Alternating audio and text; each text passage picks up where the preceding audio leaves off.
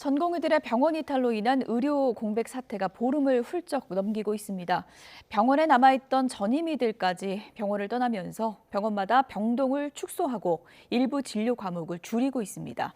정부는 근무제를 이탈한 전공의들에 대한 면허 정지를 위해 사전 절차를 시작했는데요. 현장에 나가 있는 취재기자 연결해 보겠습니다. 김혜은 기자. 네, 서울대병원에 나와 있습니다. 네. 병원 진료 차질이 시작된 지 이제 3주가 넘었는데요. 거기 응급실 상황은 어떤 건가요?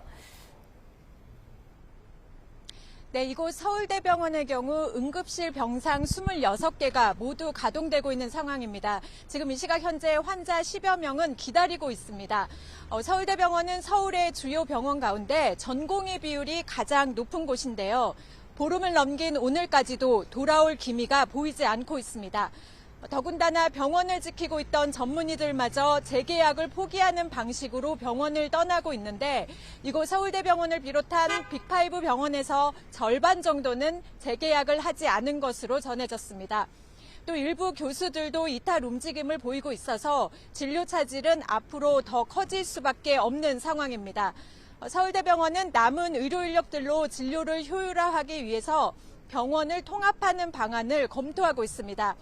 중증이나 응급 환자 위주로 진료 체계가 재편되다 보니까 코로나19 때처럼 상대적으로 덜 급한 환자들은 한 병동에서 진료한다는 계획입니다.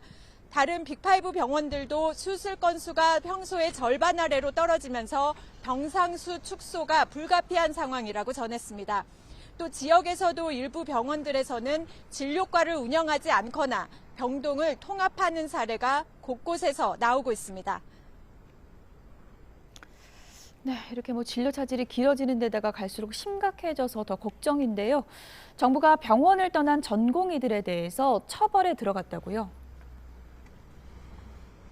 네, 그렇습니다. 이곳 서울대병원을 포함해서 전국 100개 수련병원에서 병원을 떠난 전공의는 90%에 달합니다. 정부가 이들에 대해 면허 정지를 위한 행정 절차를 시작했습니다.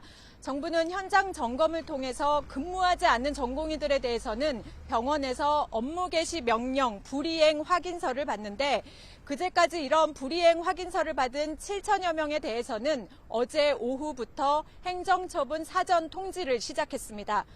오늘은 본격적으로 사전 통지서를 발송하고 나머지 이탈 전공의들에 대해서는 현장 점검을 거쳐 행정처분에 나설 계획입니다.